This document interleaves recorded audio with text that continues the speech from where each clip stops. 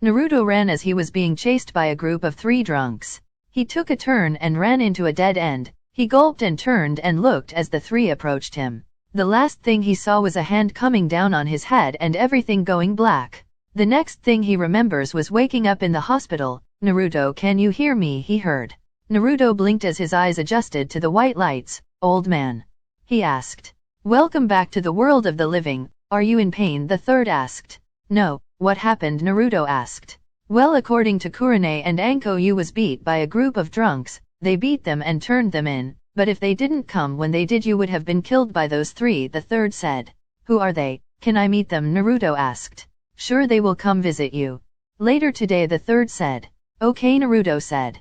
"So Naruto, why was you out so late?" "It was well after midnight when you was found being beat." "Why wasn't you at the orphanage like you was supposed to be?" the 3rd asked. "I was kicked out last week," Naruto whispered. "And you didn't tell me why." "I could have made arrangements for you so you wouldn't be living on the streets," the 3rd asked. "I didn't want you to worry. You have enough problems without me causing you more," Naruto said. "How do you expect me to protect you from things like this? I don't even know you're safe at night. How do you expect things to get better for you if you never let me know when things happen to you?" "Naruto, you can't keep letting things like this happen to you. I know you're only 5, but you have to remember that there are people who wants to protect you, and sometimes we need your help to make sure you're safe all the time," the 3rd explained. "Sorry, old man," Naruto said. "Don't worry, I'll tell Anko and Kurane to bring you something to eat and a change of clothes," the 3rd said. "Thank you, old man," Naruto said. "Don't think of it. I only wants to protect you. I messed up with my son by letting being Hokage run my life. I don't want that same thing to happen to you. Actually, if I could, I would send you somewhere you will be safe. But I'm afraid I know nowhere you would be safe from stupid people like those 3 last night," the 3rd said. "I know you would, old man. Thanks, it mean a lot to know that I at least know I can count on you," Naruto said. The 3rd smiled and walked out. An hour later, Anko and Kurane came in the room with some food and clothes. "Hey, you're woke?" Kurane asked. "Yes, who are you?" Naruto asked. "I'm Kurane and this is Anko," Kurane answered. "Oh well, I'm Naruto. Thank you for saving me," he said. "Don't worry. Here, I brought you some food," Anko said, handing him the dango. "What's this? Where is the ramen?" Naruto asked. "It's dango and much better than ramen," Anko answered. "What? I don't want this, I want ramen," Naruto said. "Fin more for me. You can eat this hospital food," Anko said. "What? No, I'll eat it. Please don't make me eat the food here," Naruto said, grabbing the dango bag she gave him. "Thought so," Anko said.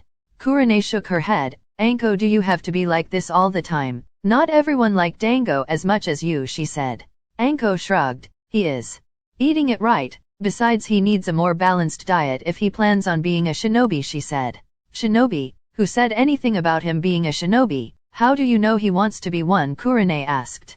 "Naruto, do you want to be a shinobi?" Anko asked. Naruto thought, "If I can learn to use sand again, I will. I remember being able to move it a little bit to protect me, but now I can't," he said finally.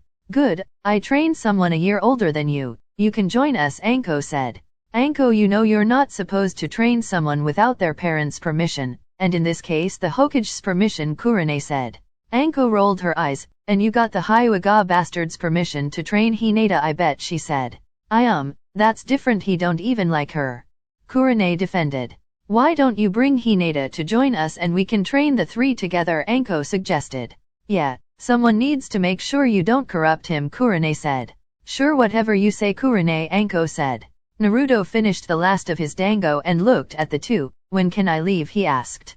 "Well, you can leave now." Kurane threw him a bag. "I bought you new clothes," she said. Naruto grabbed the bag and looked in. Inside the bag was a pair of dark orange boots, dark orange pants, a blue short-sleeve shirt, an orange sleeveless coat with a hood that went halfway between his knees and ankles, a blue belt and fingerless gloves. "These are mine?" he asked Kurane. "Yup, I thought you would like a new look of clothes, and those was picked out by Hinata herself," Kurane said. "Thank you," Naruto said. "Don't worry, now go shower so we can get out of here. I hate hospitals," Kurane said. Naruto ran into the shower and came back within 10 minutes wearing his new clothes. Kurane and Anko almost laughed because his entire body was still wet. "Naruto, why didn't you dry your body?" Anko asked. "It dries by itself," Naruto said. "That takes too long. Go back in there and dry off," Anko said. Naruto and Anko met Tenten at the training ground while Kurane went to get Hinata. Tenten looked once they entered and looked at Naruto. Who is that, your son? She asked Anko. No, this is Naruto, a friend. He is going to start joining us in our training, Anko said. Oh hi Naruto, I'm Tenten, she said. Hello Tenny, he said. It's Tenten, not Tenny, she told him. Yeah, but Tenny can be your nickname, he said. She looked at him for a minute. Sure, I like it, she said with a smile. Anko started Naruto on basic taijutsu. This is the #1 fundamental of being a ninja. If you can't do taijutsu, then you don't need to be training to be a shinobi, she told him. Okay, I'll train hard, Anko-sensei, Naruto said. Good, now Tenten, you're going to spar with him, but remember he never had training before. Also, I'm going to teach you my style since you don't have any style right now, Anko told the two. I'm ready, Naruto said. Good, get into this stance, Anko demonstrated for him. It took Naruto a while, but eventually he got it. Good, that's the starting stance. Now I want to just test you out to see how much work we need to do to get you up to where Tenten and Hinata are, so it will take a while before we get into the grove of things, she told him. Okay, Anko-sensei, Naruto said. As Naruto and Tenten started to spar, tried not to interfere because Naruto needed this so he know what he needs to build on.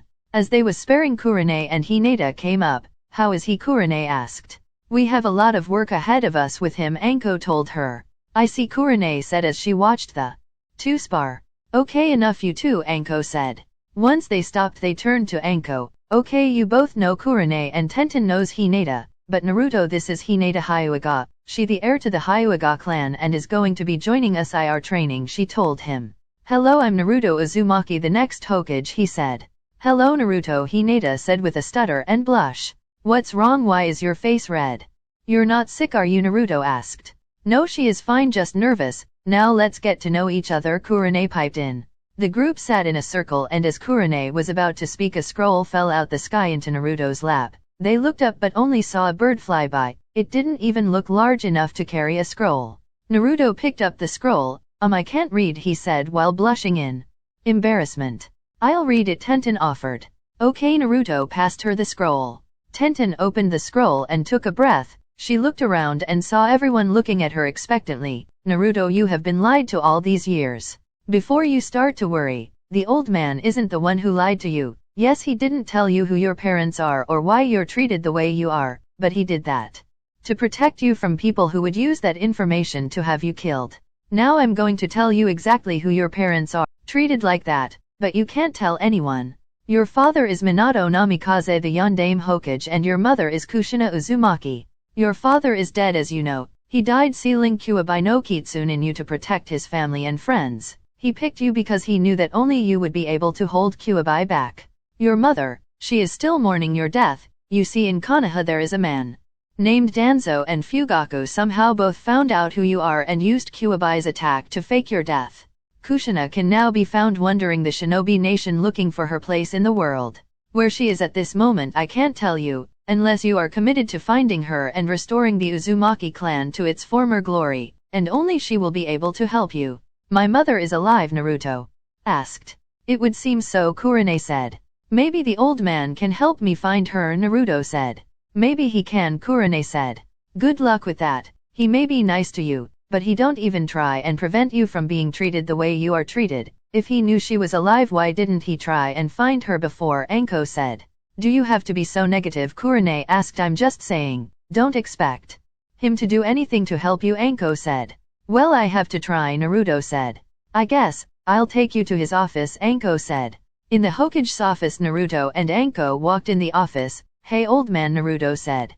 Hello Naruto, how can I help you today? He asked. I have this letter, maybe you can help me with it, Naruto said.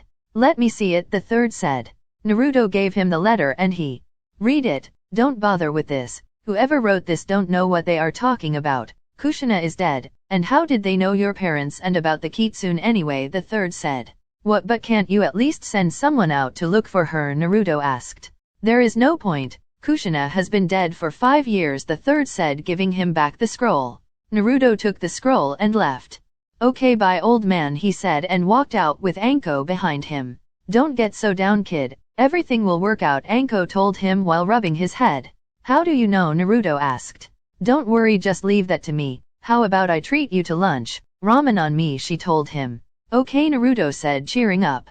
Later that day Anko went to Kurane's apartment. What's up, Kurane asked. We have to do something, Anko said. About what, Kurane asked. About that letter. I told you it was a bad idea to talk to the Hokage about it. All he did was shoot down Naruto's hopes of finding his mother. We have to at least look for her, Anko said. I agree. What do you think we should do though, Kurane asked. Well, we stage a kidnapping, take Naruto, Tenten, and Hinata and leave the village, train them. While we look for Kushina, no one will miss Naruto since just about everyone hates him. Tenten's foster parents don't even like her, and Hinata is already an outcast in her family even if she is the heir. All we have to do is get some supplies and leave before anyone wakes up, Anko said. But eventually someone will come looking for us, Kurane said. Nope, I have a plan for that also. All we have to do is fake our deaths. It will be a while before someone realize that we are not dead, and by that time it will be too late to even look for us, Anko said. Kurane thought about this. Okay, I'm in, but we need to get some supplies first, she said. Okay, you buy clothes and food. I'll get weapons and scrolls to teach them from, Anko said. Right, meet here in 30 minutes, Kurane said. Anko was leaving the ninja store with a ton of scrolls and weapons when she passed the Hokage's tower and smirked. Summoning no jutsu, she summoned 3 snakes. Go in there and find anything that belongs to either Minato, Kushina, or Naruto, she said. Ain't that stealing, one of the snakes asked. Yeah, I know, but I'm taking him out of the village to look for his mother and I need things that will help train him. Plus, it technically belonged to Naruto since it's his inheritance anyway, Anko said. The snakes nodded and went into the tower. Anko arrived at Kurane's apartment. Well, let's get the kids, shall we, she asked. Yes, but first we need to seal all this stuff to make it easier to carry, Kurane said. An hour later Anko and Kurane was running away from the village with the 3 kids sleeping on one of Anko's summons. Where do we start looking, Anko asked. I don't know, but we need a place to rest, Kurane said. The next day out, Anko and Kurane woke up early to prepare for what they would tell the 5-5-year-olds and the 6-year-old. Sometimes planning a kidnapping was more work than it needed to be, they both thought. Not surprised that Hinata was the first to wake up, or that she was terrified when she wasn't in her room. The resulting scream woke both Tenten and Naruto. Tenten screamed out, but Naruto took it in stride, thinking he was beaten again and was in the old man's home. Anko and Kurane looked at each other trying to decide what to do next. Well, I guess we should explain, Kurane said.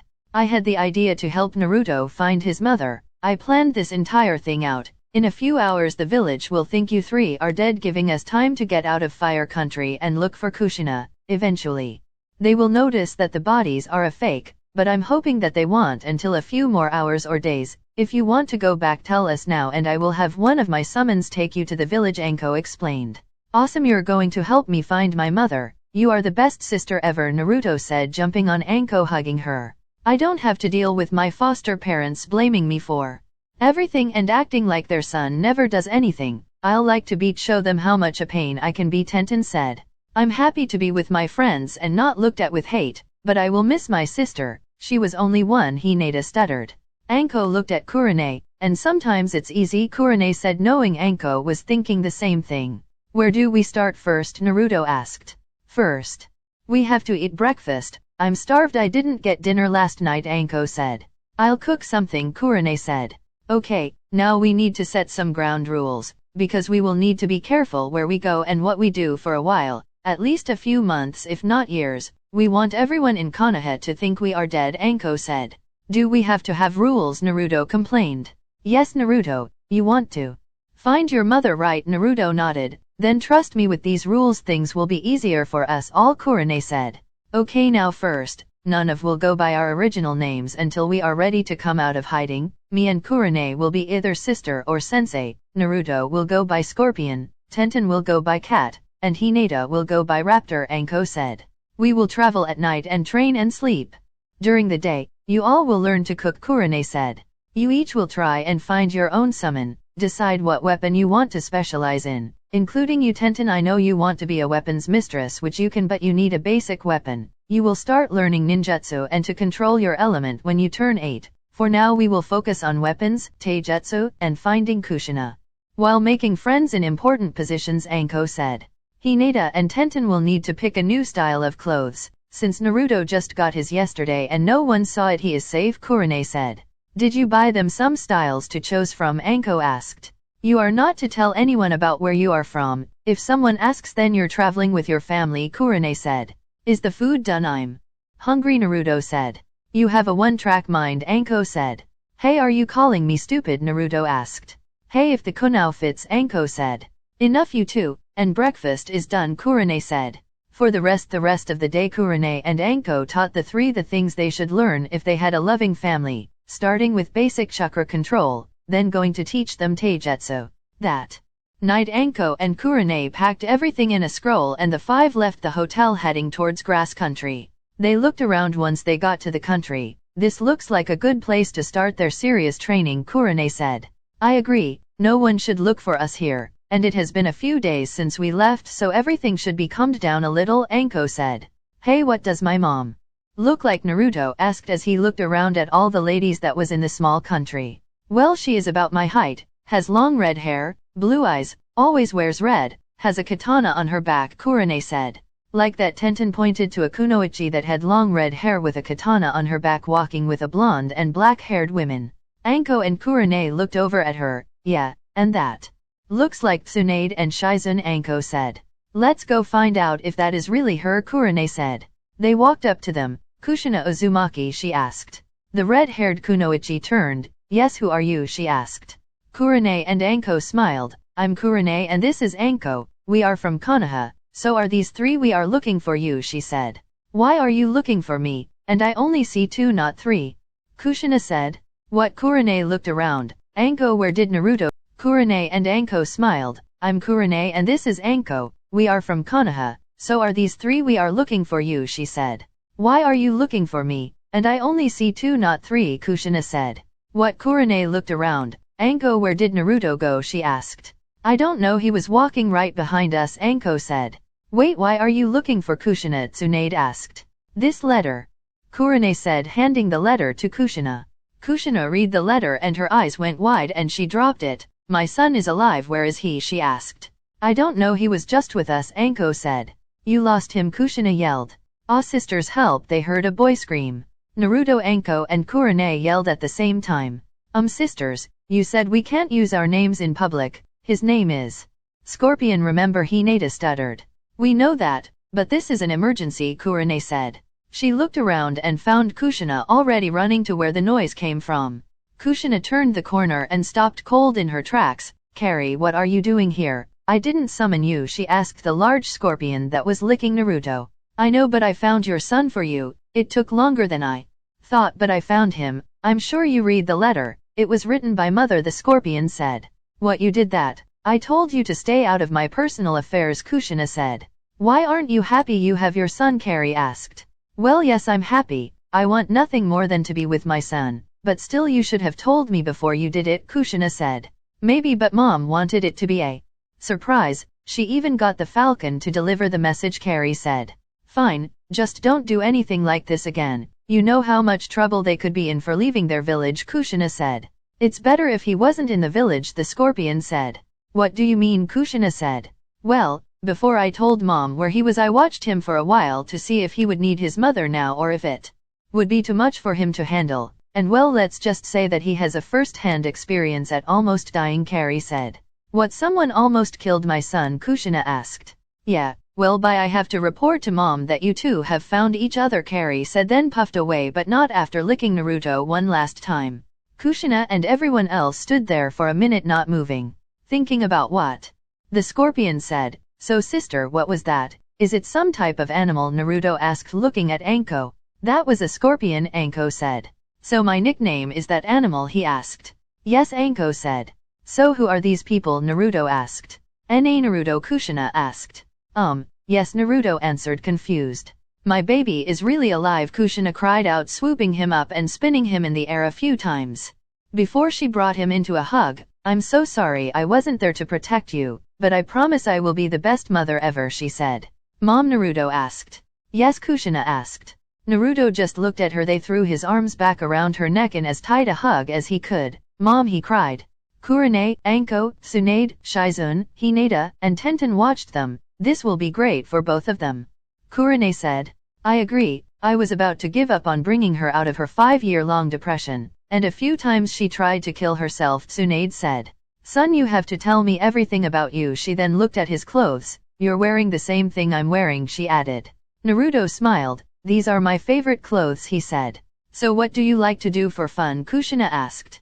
Well, I never get to do anything. No one in the village would let me go to the parks like the other kids, and I never had any friends, and they all called me monster, demon, or motherless demon brat. I don't even know what those mean, Naruto said. What, you never went to the park? Tenten and Hinata yelled at the same time.